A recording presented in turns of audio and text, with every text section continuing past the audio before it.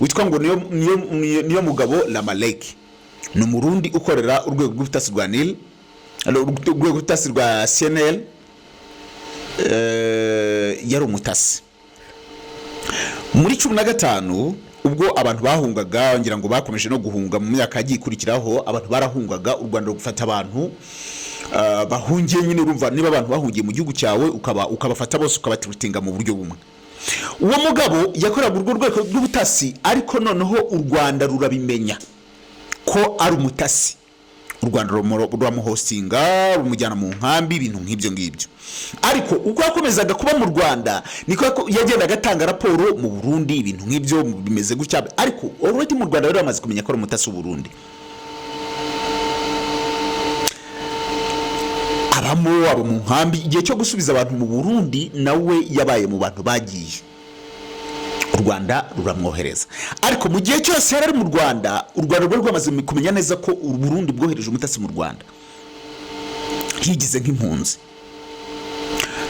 U Rwanda banamwereka ko batigeze bamenya ko ari umutasi. Mama we ni umukanadien, mama we ni umurundi ariko aba muri Canada.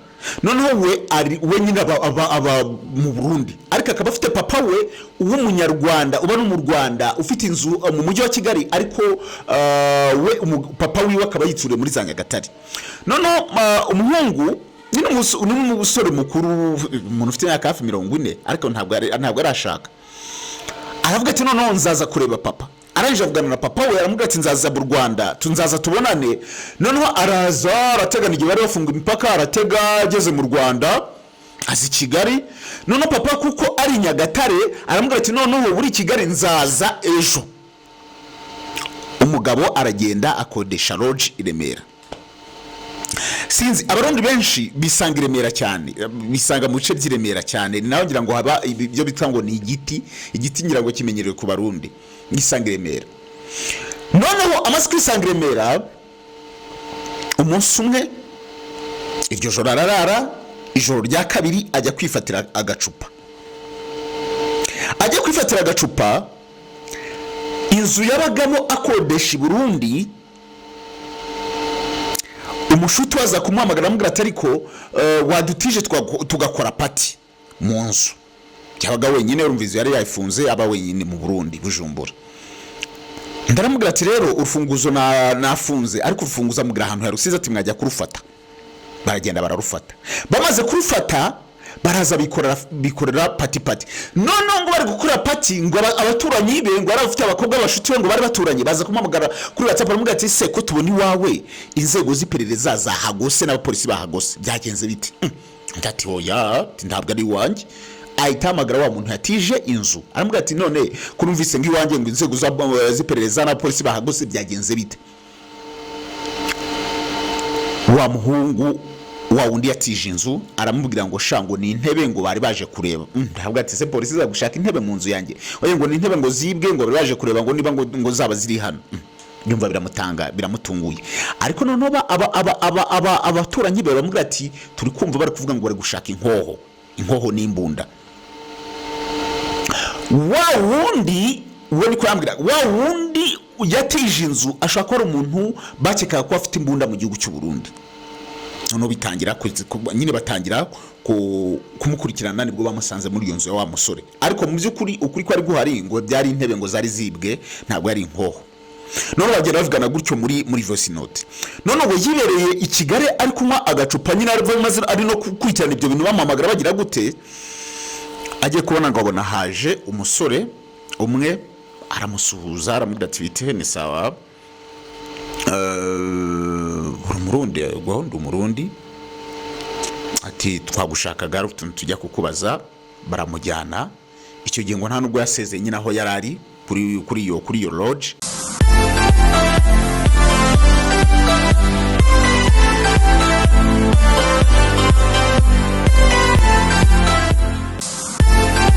mbifurize ibihe byiza mu mwese mugenda mubana natwe kuri KAME TV Rwanda.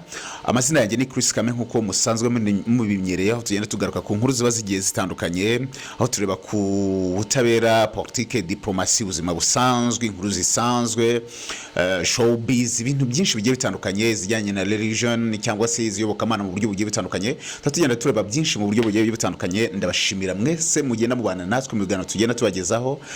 Uyu munsi ngira ngo nta muntu utazi neza ko hari ikintu cyuko u Rwanda, umupaka w'u Rwanda n'igihugu cy'u Burundi wamaze gufungwa.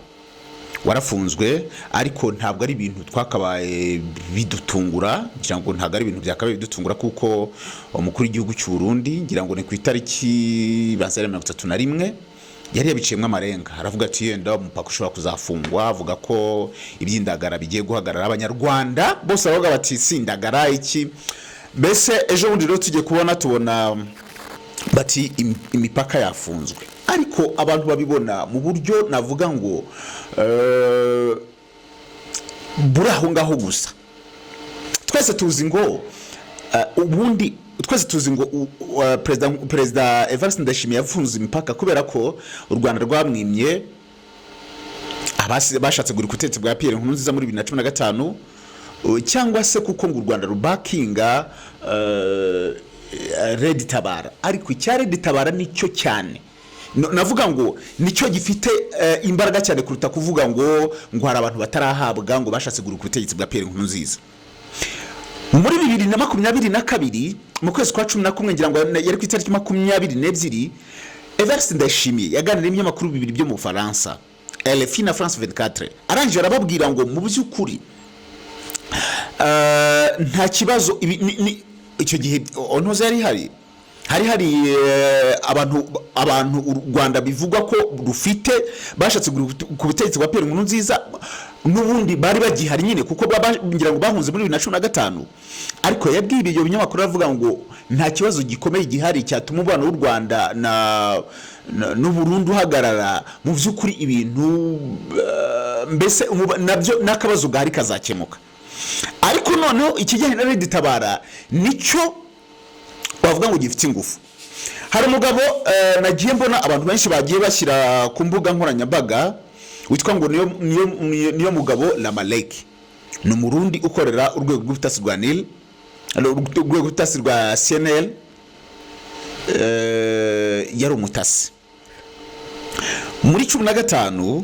Ubwo abantu bahungaga, ngira ngo bakomeje no guhunga mu myaka yagiye ikurikiraho, abantu barahungaga, u Rwanda rugufata abantu bahungiye nyine. Urumva niba abantu bahungiye mu gihugu cyawe ukabafata bose ukabatirutinga mu buryo bumwe. Uwo mugabo yakoraga urwo rwego rw'ubutasi, ariko noneho u Rwanda rurabimenya ko ari umutasi.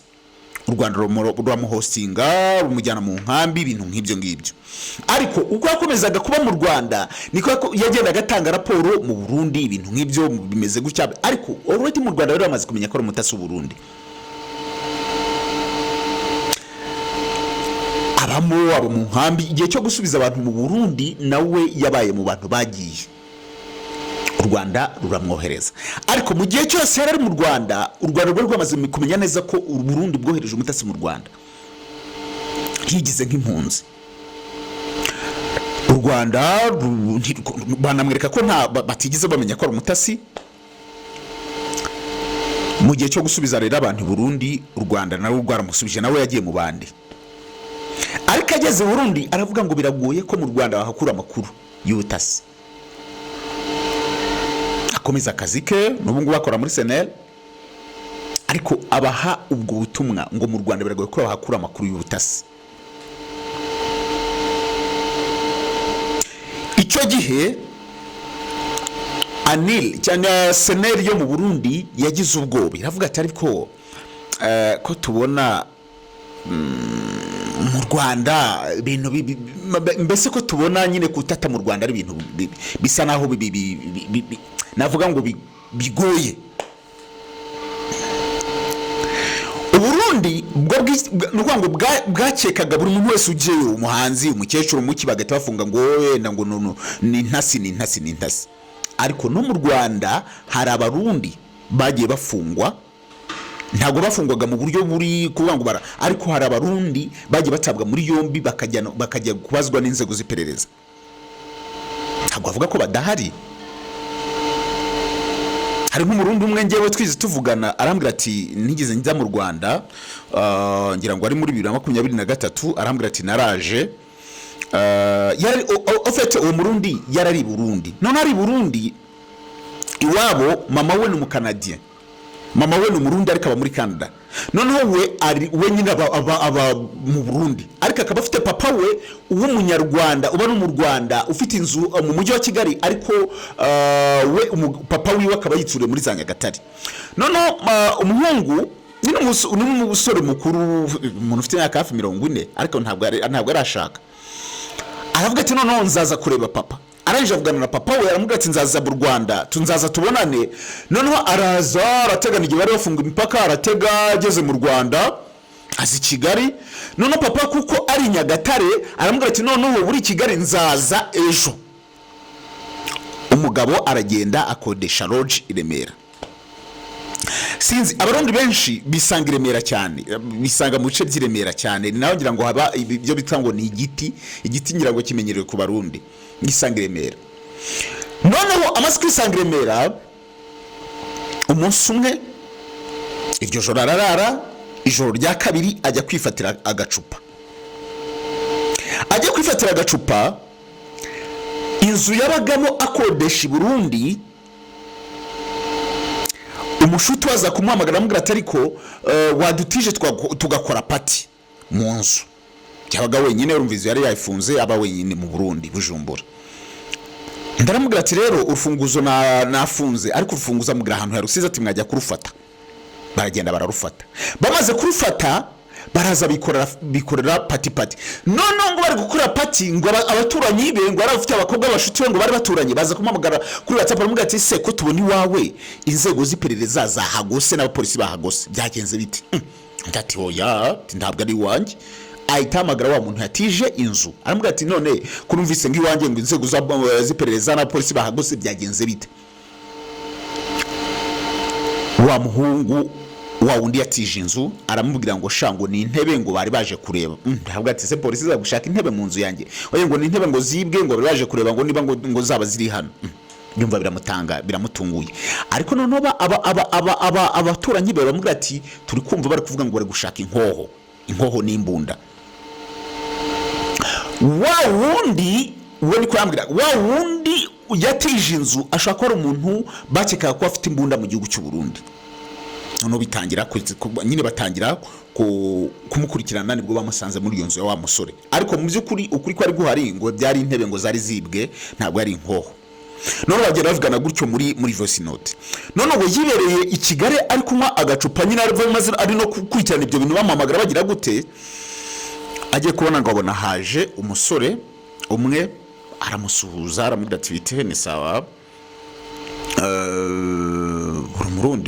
umurundi ati twagushakaga tujya kukubaza baramujyana icyo gihe ngo nta nubwo yasezeye nyine aho yarari kuri iyo lodge baramujyana bareba nyine bareba izo message bamubaza se by'inkoho ni ibiki arabasobanura uko aferi zimeze mama wawe ari he ibintu nk'ibyo byose gusa ngo baje kumurekura nyine basanze nta kibazo ngo nubundi nubwo icyo mbivugiye nubwo hariho ubigenderanire n'umwuka mwiza hagati y'u Rwanda n'u Burundi bavuga ngo ibintu bizakemuka ariko nubundi abanyarwanda mu Burundi bafungwaga ariko hari n'abantu mu Burundi bakeya bose benshi nabo bagiraga ibyo babazwa mu Rwanda bitewe nuko bameze n'iki rero ibi bintu navuga ngo ndashimiye yakoze nuko ngo ni cya kintu cyaturitse ni ikintu cyari gihari ariko cyahise giturika n'ubundi ariko nkaba navuga ngo ibintu ndashimiye yakoze bizagira ingaruka cyane ku baturage b'u Burundi kuruta abaturage b'u Rwanda of course n'abanyarwanda bazagira izo ngaruka kuko byanga bikunda hari ibicuruza abanyarwanda bacuruzaga mu Burundi hari ngira ngo ugiye mu Burundi usanga hari ibicuruzwa byo mu Rwanda nk'inyange n'ibindi n'akawunga n'iki biri ku isoko ryo mu Burundi ariko abarundi bazahomba cyane kuko hari amadevize kandi bo barayakeneye yavaga mu Rwanda ajya mu Burundi bo bayakeneye, kuko niba ikigaragaza ko bayakeneye nuko babuze ayo gutumiza petrole, barayakeneye cyane. Bivuga ngo abarundi nibo bazahura n'ingaruka nyinshi cyane kuruta abanyarwanda, nubwo n'abanyarwanda nabo bazahura nazo. Abanyarwanda ubu ngubu navuga ngo tugiye nko muri industry ya musique baramaze kugira isoko mu Burundi, buri muntu wese avuga ngo rukajye kora concert mu Burundi, ngira ngo nta munyarwanda nta muhanzi w'umunyarwanda ukomeye utari wagerayo, ayo n'amafaranga bagiye gufatayo, kuko mu Rwanda abona ko gukora ibitaramo mu Rwanda ntago biri gukunda. Nyine abantu nyine umuziki mu Rwanda umaze kugera hejuru, abanyarwanda bikenere kumenya bakeneye ba David, bakeneye ba Diamond. Nuvuga ngo mu Rwanda uyu munsi Bruce Melody arageraga kubita stade, navuga ngo sari kuze ikiwanje navuga ngo stade nyine aho bashyize hakuzura, ariko ari mu Rwanda arakora muri arena akabara n'ibihumbi 2,000 by'abantu. Nukuvuga ngo mu Rwanda abahanzi mu Rwanda nuvuga ngo nta muhanuzi wabo nyine, iyo bari mu Rwanda abantu baba bagize rero isoko bafite babakeneye cyane mu Burundi. Nuvuga ngo muri industry ya musique barahombye mu buryo bumwe. Ikindi kiyongereye navuga ngo n'abarundi nabo bahombye bya byishimo, abarundi nabo bari bamaze kuba aba star, uretse ko nagiye kubona nkabona n'itangazo navuga ngo uburundi buravuga ngo bufunguye, nuvuga ngo umuntu uzajya ujyayo akoresheje inzira mu kirere nta kibazo, harafunguye rwose, abanyarwanda bashobora kugenda. Impamvu ibihugu bifunga impaka yo ku butaka nuko buriya impaka yo ku butaka hacaho ibintu byinshi, hari za magendo, hari iki ariko mu bijyanye n'ikirere haba hari security, babaza uburyo kibasira security. Nuvuga ngo kugira ngo winjire mu gihugu uciye mu kirere, uciye mu ndege, uciye kuri airport, uri umwanzi w'igihugu cyangwa se uje guhungabanya umutekano w'igihugu biragoye. Ariko inyeshyamba nta nyeshyamba yica mu ndege, baca ku butaka, baca kugira gute. So niyo mpamvu rero ntekereza ko Uburundi bwavuze buti dufunga impaka yo mu kirere kugira, kuko bazi none kuvuga ngo u Rwanda, abantu bava mu Rwanda uburyo kiba treatinga bizaborohera mu buryo bwo guca mu kirere. Ariko ku butaka aho batiyenda ntabwo umuntu ashobora kuba yakwizera umunyarwanda ngira ngo nta utazi ko ubutasi bw'u Rwanda buri ku rwego rwo hejuru. Niba u Rwanda buvuga abantu ruza mu bihugu by'imbere bifite ubutasi bukomeye, ntabwo umuntu avuga ngo Uburundi rero bwabura kugira ubwoba bw'icyo kintu.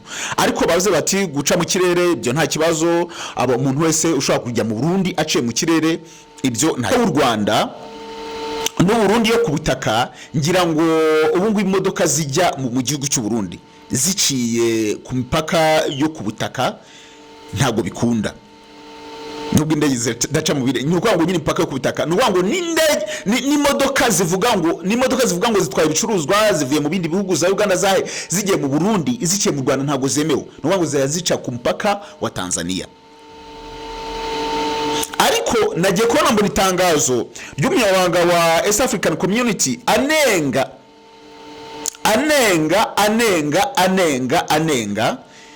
igihugu amakimbirane ari hagati y'ibihugu, avuga ati yenda ibyo ngibyo nubwo biba biri hagati mu bayobozi, ariko usanga bibangamira umutuzo, umunezero, ubuhahirane bw'abaturage.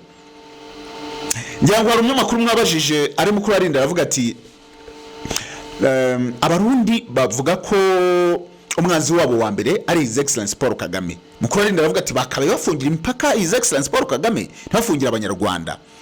Ko niba ari we mwanzi wabo abanyarwanda ntabwo ari amanzi babo, ubwo bakabafungira His Excellency. Ariko ntekereza ko iyo bavuze ngo His Excellency bashatse kuvuga ko ni president w'igihugu, of course representing igihugu. Ngira ngo na Ken sigeze bimubaza mu nama aravuga ati ariko ko bavuga ko nyakubahwa ko ari we kibazo mu karere.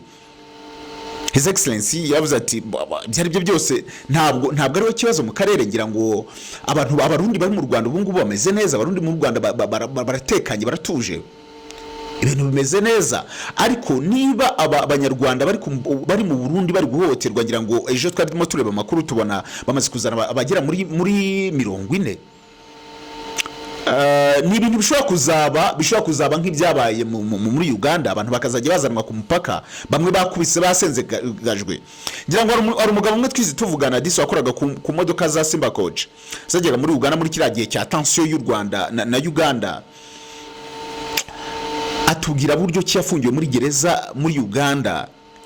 Nabo urumva ni gereza abantu babuzuriranye ari abantu nka 100, ariko agafungwa ngo bajyaga babarongora mu kibuno kugeza iyi saha uwo mugabo aba yambaye pampa, ni umuntu w'umugabo kandi yari umuntu wari usanzwe ajyayo akora ku modoka ibintu nk'ibyo, ariko uyu munsi yambara pampa, ntashobora kumara iminota 30 atarajya kuri toilette, ntabwo bikunda kubera ni uko ngo biriya bitera nyine ihohotera, cyane cyane abanyarwanda bari muri ibyo bihugu, bitera ihohotera mu rundi rwego. Ndetse umuntu akavuga ngo uyu munsi nureba ibinyamakuru, nusoma ibinyamakuru, nubwo nanone wavuga ngo, nubwo nanone utavuga ngo ibintu byose tubona mu binyamakuru biba biri byo. Ndabaho urugero, hari abantu bakurikira Twitter, muraza gusanga hari umukobwa witwa ngira ngo Sugira Mireye ni umunyamakuru uri kuripotinga cyane, ni Twitter, akoresha urubuga rwa X rwazo ari Twitter, ari kuripotinga cyane ibintu byo muri M23, avuga uko bimeze. Ngira ngo ejo muri Sadate yamuhaye igihembo cya miliyoni, aranamushimira avuga ati Sadate igihembo yanyemerera arakimpaye. Ariko nanone mu minsi yabanje, ngira ngo mu cyumweru gishize, naje kubona Twitter nanone yerekana ifoto y'uwo mukobwa uriya Sugira Mireye, ko berekana ifoto y'imva ye, ko sinzi umwaka yapfuye mu mwaka sinzi umwaka bavuga yapfiriyemo, ako berekana ko yapfuye. Nubwo Sadate nawe yamuhaye igihembo avuga ko ataramubona. Niba hari bamwe bavuga ngo ziri account ni ama catfish, simbizi, ariko akavuga ngo izi account ni ama catfish. Niyo mpamvu bimwe na bimwe abantu bimwe batabyizera. Gusa hari ubutumwa bwagiye ku Twitter buvuga ngo FRDC, Wazalendo, FDLR, ingabo z'Uburundi na SADC ni kumbwira SADC arabarimo ngabo za Tanzania zabaze kugera mu burasirazuba bwa Kongo, ko ngo bapanze uburyo kibagiye kugota M23 bayigabaho ibitero muri kona zose bayurizemo hagati. Iyo SADC impamvu nyivuze nuko Tanzania irimo. SADC nimara gutera M23 bavuga ko bafite gahunda yo kubirukana ngo bagasubiraho bavuye, ni muri Uganda, ndi mu Rwanda. Ibingi bishobora kuzatuma nanone habaho umwuka utari mwiza ku gihugu cy'u Rwanda ndetse na Tanzania. Ndetse benshi batekereza ko umupaka wa Tanzania nawo ushobora kuzazamwe ibibazo.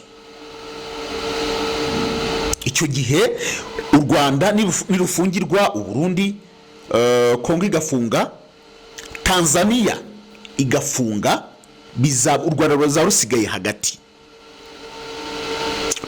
hagati. Ariko His Excellency yaravuze ngo, nubundi His Excellency yigeze bivuga, aravuga ngo abantu barumambwe ngo barashanga ngo u Rwanda kuruzengurutsa ibibazo, ngo barushyire hagati, rube ruri ahantu rukikijwe n'ibibazo. Ariko His Excellency yatanze urugero aravuga ngo amavuta y'inka niba muyazi, ngo iyo yakanze aca mo hano. Bivuga ngo ntabwo rero u Rwanda ari igihugu wafata ngo kande gutyo ngo uruhuzemo hagati, sinzi ngo barabafunge n'abarabafunge. Hari abarwanya u Rwanda batangiye kuvuga ngo hari ibintu byagiye bivugwa ngo noneho ngo mu Rwanda hashobora kuzaba intambara, ngo u Rwanda noneho ngo imipaka yose yarafunzwe ku buryo umunyarwanda nta handi hanashobora gucikira. Ntabwo ari cyo kintu tugiye kugeramo. Gusa ikigaragara nuko Uburundi na Kongo bafite gahunda yo kugira ngo bapushinga u Rwanda, bakore coalition yabo bifatanye n'izo za FRDC, banige u Rwanda, bazana FDLR bayitereke ku butegetsi. Ariko byo ni inzozi ngira ngo u Rwanda nabwo ntabwo ari igihugu cyagafu k'imvugwa rimwe, nubwo ngira ngo nabonyemo no mu hari cyakora byansekeje, sinzi na mwabibonye. Hari akantu kamwe Leta Zunze Ubumwe za Amerika yakoze urutonde rw'ibisirikare bikomeye, ibaze ko ngira ngo igihugu cya Kongo, Repubulika ya Demokarasi ya Kongo, FARDC, nicyo gisirikare cyaje ku mwanya w'imbere muri East Africa, gikurikirwa na Kenya. Noneho u Rwanda ntabwo rwagaragaye no ku rutonde, ariko benshi baravuga ngo ni uburyo bwo kugira ngo kwagaza no ngo ni nko kukureshya, bavuga ati ntubona kuri imbere, noneho yumve ko ari akagabo batangire bayigurisha intwaro. Amerika n'abahanga bro. Ariko abantu bose babibonye basetsa ahubwo baravuga ati none igisirikare cya Kongo, urebye uko abasirikare ba Kongo bameze, ngo nibo ba mbere muri South Africa, bananiwe no gukubita M23, ngo nibo gisirikare cya mbere. Bakiyambaza Tanzania n'iki. Ariko ibigaragara nuko navuga ngo u Rwanda ntabwo ruri muri condition nziza muri iki gihe, ariko nanone umuntu atavuga ngo hari ibintu byacitse cyangwa byayobye, kubera ko u Rwanda iteka ryose rwari papier rumirima kuva 94 kugera uyu munsi. U Rwanda rwagiye rufatirwa ibihano bikomeye, ngira ngo none se u Rwanda ruzagira mbese na Isaac navuze ngo urwego twagezeho ahasi cyane kuri fro twarahageze, ntandi tuzagira harenze hariye. Ubu ngubu rero ntabwo ari ibintu byatari kuba abantu bafata ibihugu byabo bagafunga bakagira gute, gusa bapfa kutagira umunyarwanda bahohotera. Ngira ngo arimo kurarinda yahaye itangazo igihugu cy'u Burundi ababwira ati uburundi n'amategeko ntabwo ari kubibasaba, ni ibintu biriho n'amategeko mpuzamahanga. Leta ifite uburenganzira bwo gucunga umutekano w'abanyagihugu ndetse n'abanyamahanga bose bari ku butaka bw'icyo gihugu. Uyu munsi abanyarwanda bagomba gucungira umutekano w'igihugu cy'u Burundi kuko bariyo. Umunyarwanda uzagira icyaba u Rwanda uzabona indege z'u Rwanda zijyaho zirasa. Ubu ngubu nta blague zihari.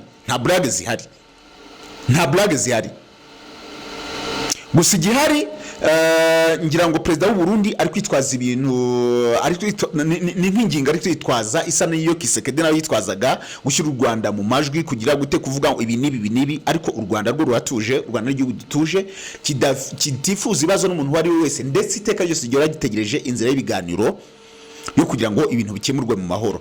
Ariko hari benshi bizera ko n'ubundi tension izagera ikarangira, abanyarwanda bakongera bakagenderanira n'abarundi, ibintu bikongera bikajya mu buryo, kuko uburundi ubu president Ndayishimiye ashaka gukora nk'ibyo n'ubundi Nkurunziza yari yarakoze. Ngira ngo Nkurunziza yapfuye igihugu kimeze nk'arakarwa kari hagati. Ubu ngubu nawe nibyo ashaka gukora. None se niba u Rwanda afigiye gufunga impaka y'u Rwanda, yenda afungure na Kongo, n'ubundi inyeshyamba zimutera ziri muri Kongo, ahubwo nibwo ari kwikurira ibibazo. Bazeje ubundi bazaba bari gusaba ubufasha mu Rwanda. Ngira ngo rero ni ibintu nubwo imipaka yafunzwe, ariko u Rwanda rushoncho. Ngira ngo u Rwanda narwo ntabwo ari igihugu bireba gutyo gusa. Ngira ngo abasirikare bamaze kugera ku mupaka n'uyu munsi barahari, bari kureba uko ibintu bimeze, kuko niba hari tension imeze gutyo, izo za FLN zishobora kuca Burundi zikongera zikaza mu Rwanda. Ntabwo u Rwanda rero rwaba ruri kurebera gutyo gusa, ngira ngo kureba uko ibintu bimeze. Ngira ngo Burundi nabwo ubu ngubu nabwo bukoresha ubutasi. Hari abantu bari kohereza mu Rwanda bakaza bigiza abaje gukora ubucuruzi ibintu nk'ibyo baciye mu kirere, ariko ngira ngo gutata mu Rwanda umuntu avuye mu Burundi byo ni ibintu bigoye ndetse bitazanaborohera.